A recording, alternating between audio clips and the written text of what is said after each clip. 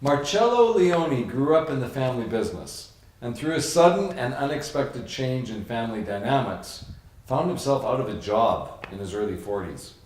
Today, he is the CEO of two successful and high-profile Canadian companies. He's here today to tell us all about his forced conversion to entrepreneurship. You kind of were an entrepreneur to start with, though, Marcello. I would say that, yeah. I was involved in the family business ever since I was 13, and lasted till I was about 42. And yeah, so a family of entrepreneurship. But it's different when you're basically working for your dad, right? You're working for the family business, so it is a little different. There's always positives to it, and there's always challenges throughout the process. And when I hit 42, my wife and I really wanted to look at what did the next 20 years look like. And so we really focused on what was the white space going to look like. And so innovative wellness really showed up for us.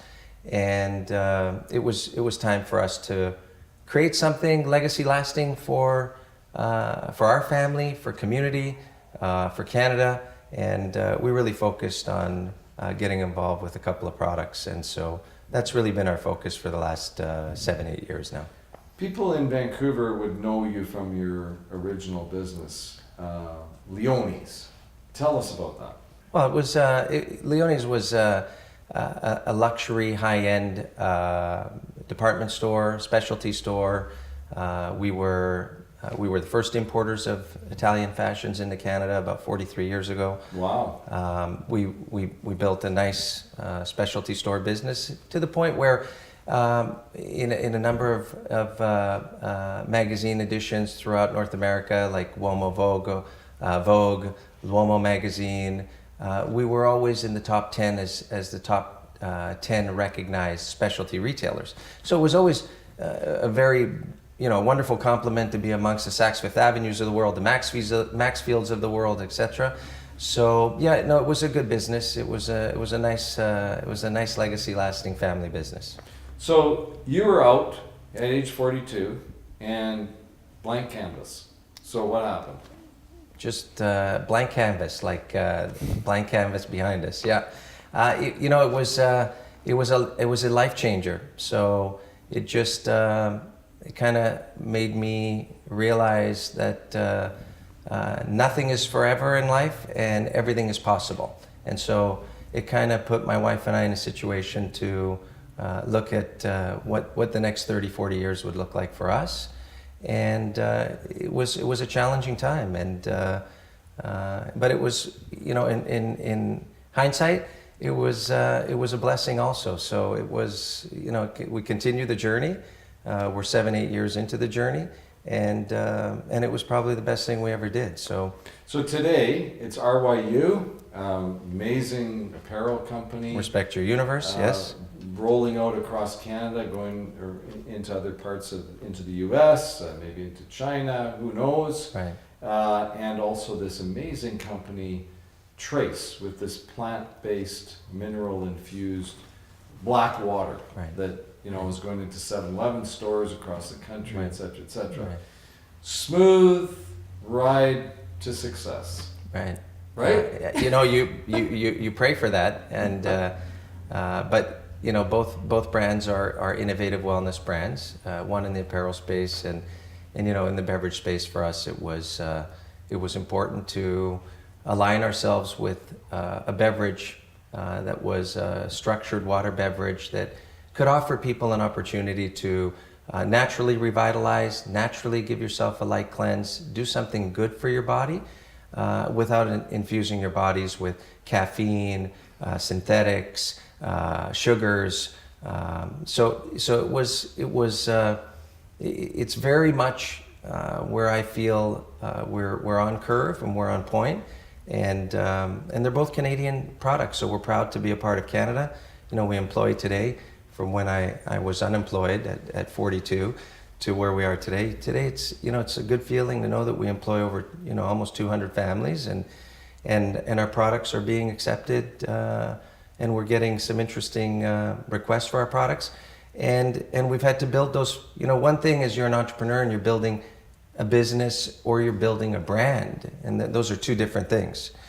But the foundational work that's required to build companies like that is, you know, you may look at ground level number 5 where you're doing X number of sales in both companies, yet the amount of years required in order to set that foundation so that you can actually make that innovation work and you can actually scale. So it's been quite interesting, and we're excited about it. Now, I was kind of joking when I said smooth ride to success. Sure, Because yeah, I of don't course. think, like, I'm an entrepreneur and I've built a few companies, and it always takes longer, and you never realize all the work that's going to go into it. The capital raising alone, I know for you that's been an incredible journey for you. But I'm going to guess that you probably learned more in the past 7 years than you did in the previous 42. You know, that's a good question. I've been asked that a few times. I've learned in the last 7-8 years definitely different things than when I was in the family business since I was 13 years old. Without that experience that I had, it wouldn't make you appreciate the last 7-8 years that that I've experienced. But definitely, you learn very quickly as an entrepreneur if you're gonna make it work. Fundraising, leadership, building a culture, building a DNA of a brand, being able to set up the business that you have, scale.